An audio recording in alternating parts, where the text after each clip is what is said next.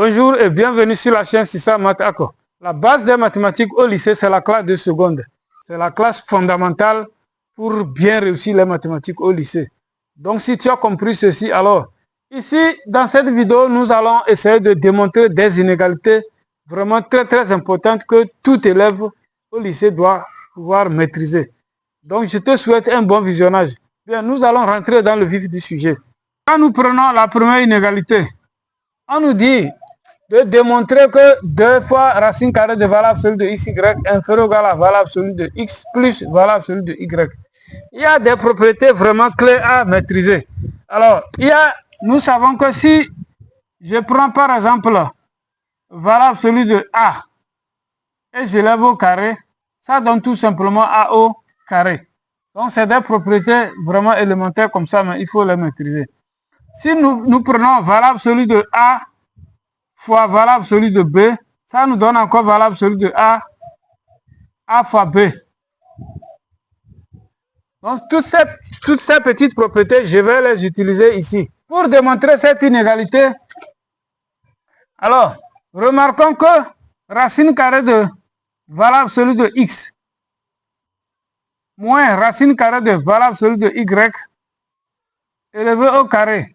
Si j'élève ce nombre au carré, ça va me donner quoi? Nous savons que a moins b, le tout au carré, ça fait a carré moins 2ab plus b au carré.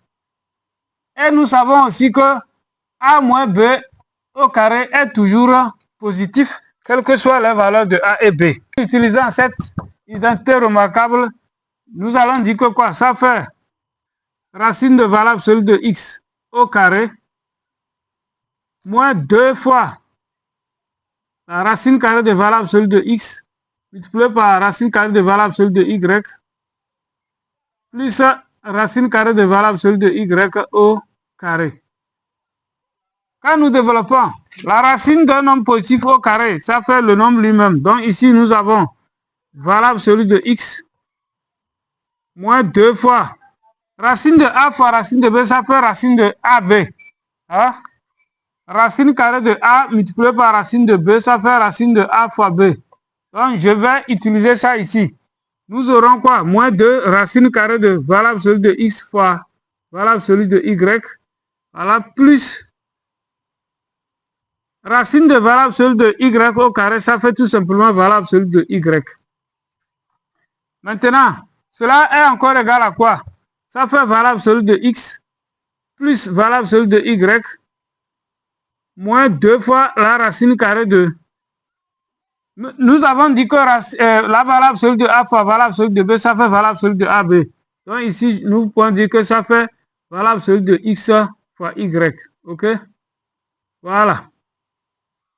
Mais, par ailleurs, nous avons dit quoi? Que cette différence-là est un nombre positif.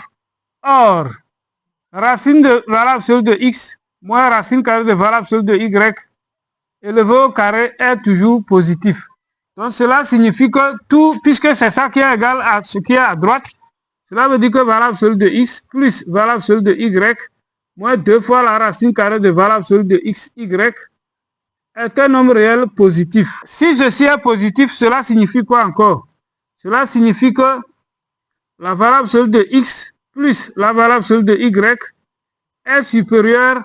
Alors, moins 2 racines carrées de valeur absolue de xy, quand il va à droite, voilà, quand il va à droite de l'inégalité, il devient positif. Donc, ça fait 2 racines carrées de valeur absolue de x, y. D'accord? Voilà. Mais, dire que A est plus grand que B, c'est la même chose que B est plus petit que A. Tout en commençant du plus petit au plus grand, on peut donc écrire que 2 fois la racine carrée de valeur absolue de x, y est inférieur ou égal à valeur absolue de x plus valeur absolue de y. Et c'est ce qu'il fallait démontrer. Petit b. Là, on nous dit de démontrer que 2 fois valeur absolue de xy est inférieur ou égal à x carré plus y carré. Alors, c'est très simple. Quand vous regardez le petit b et le petit a, c'est similaire, sauf que à la place de... Nous pouvons dire qu'à la place de x, ici on a mis x carré. Donc, qu'est-ce qu'on va faire? Puisque ceci est vrai, quel que soit x et y, voilà, nous allons remplacer x par x carré et y par y carré. Dans petit a, on aura quoi? Voilà, on aura 2 fois la racine carrée de valeur absolue de x carré, y carré, sera inférieur ou égal à valeur absolue de x carré plus valeur absolue de y au carré. Mais je vous avais dit que quand on dit valeur absolue de a au carré, ça fait encore a carré tout simplement. D'accord? Voilà. Donc cette inégalité équivaut à quoi? Ça fait 2 fois. Mais nous avons vu aussi que la valeur absolue de a fois b, ça fait encore. Voilà. Bon, ici, ok. Valeur absolue de x carré, y carré, on peut encore écrire comme ça. Ça fait valeur absolue de x, y au carré comme ceci. Est-ce que vous voyez? Voilà. Ce qui est inférieur à... d'après ce qu'on a dit, nous avons dit que la valeur absolue de a au carré, ça fait a carré tout simplement. Donc ici, je peux mettre x carré plus y carré. D'accord? Voilà. Donc ceci équivaut à quoi? Ça fait 2 fois la racine carrée de... Ici, je peux laisser tomber la valeur absolue, puisque la valeur absolue de a carré, ça fait a carré tout simplement. Donc, on peut écrire ça comme ça. Ce qui est inférieur ou égal à x carré plus y au carré. D'accord?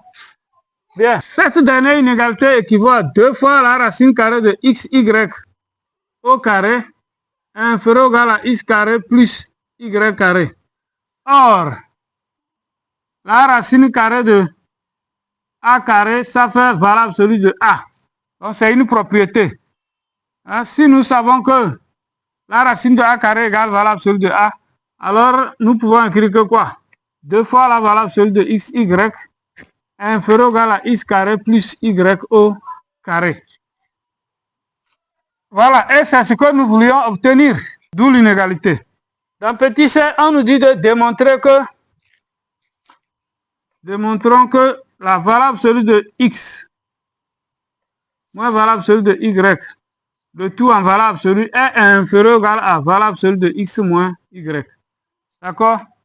Bien.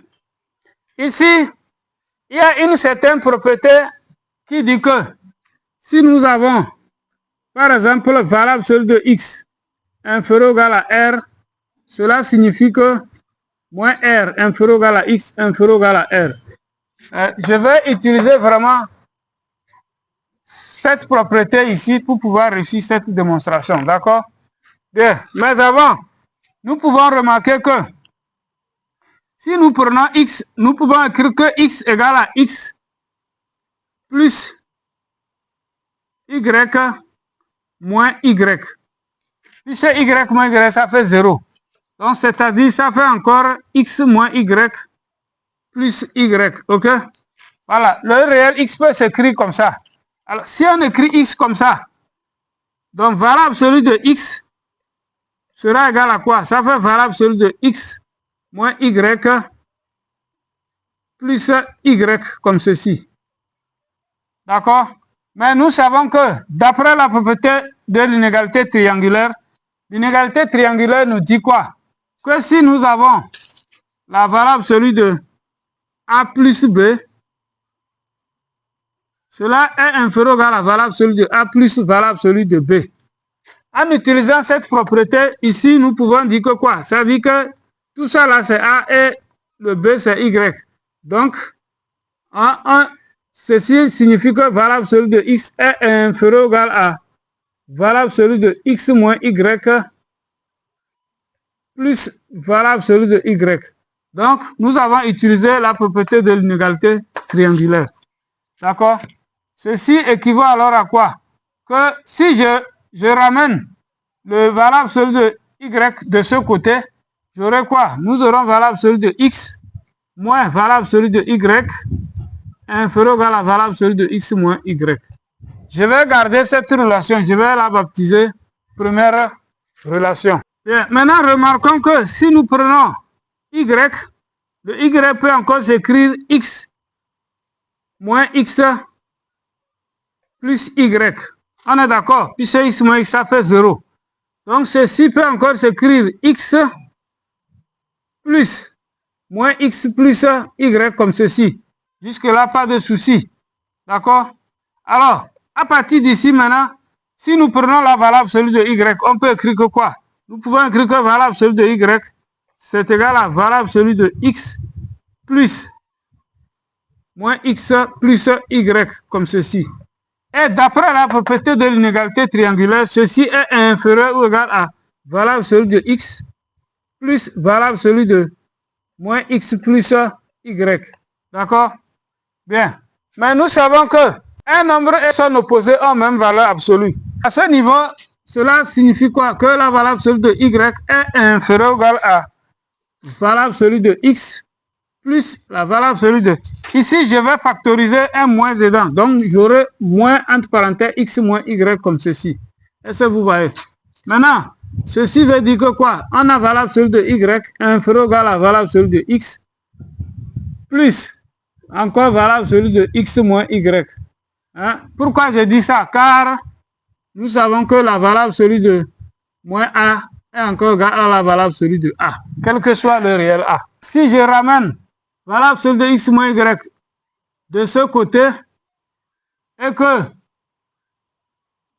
je ramène valeur absolue de y vers ici, nous aurons quoi? Quand il vient par ici, son signe change. Donc, on aura moins la valeur absolue de x moins y inférieur ou égal à valeur absolue de x. Maintenant, valeur absolue de y se déplace vers la droite. Donc, ça devient moins valeur absolue de y. Est-ce que vous voyez? Voilà. Donc, ça fait quoi? Ça fait la deuxième inégalité. À ce niveau, les relations 1 et 2 permettent d'écrire qu'on a moins la valeur absolue de x moins y inférieur ou égal à la valeur absolue de x moins valeur absolue de y qui lui est inférieur ou égal à la valeur absolue de x moins y tout simplement. Donc, nous avons cette double inégalité. Mais après avoir obtenu cette double inégalité, nous allons utiliser maintenant la propriété que j'ai énoncée ici. Hein? Nous avons dit que si la valeur absolue de x est inférieur ou égal à r, cela signifie que moins r inférieur ou égal à x inférieur ou égal à r. D'accord? Donc, ici, vous prenez celui-ci, ce nombre-là comme r. Voilà. Et lui-là, voilà, il joue le rôle de x. Donc, c'est des lettres. J'aurais pu mettre a ici. Voilà. Pas de souci. Donc, à partir de cette propriété, on en déduit que ceci-là signifie que quoi? Que la valeur absolue de ce qui est au milieu, vous voyez, non? Voilà. On dit valeur absolue de x inférieur ou égal à r, mais nous avons ça pour aller vers ici. Nous quittons d'ici pour aller là-bas. Donc, cela veut dire que nous aurons valeur absolue de ce qui est au milieu, c'est-à-dire valeur absolue de x moins valeur absolue de y, est inférieur ou égal à r, c'est-à-dire valeur absolue de x moins y. Voilà. D'où l'inégalité petit c. En petit d, on nous demande de démontrer que valeur absolue de x moins valeur absolue de y est inférieur ou égal à valeur absolue de x plus y. Alors, quand nous observons le D et le C attentivement, vous voyez, ici, au lieu de moins, nous avons plus ici. Donc, qu'est-ce qu'on va faire? Mais comme ici, y sont des réels quelconques, nous allons remplacer y par moins y, ok? Voilà, si y est réel, moins y est aussi un réel. Donc, remplaçons y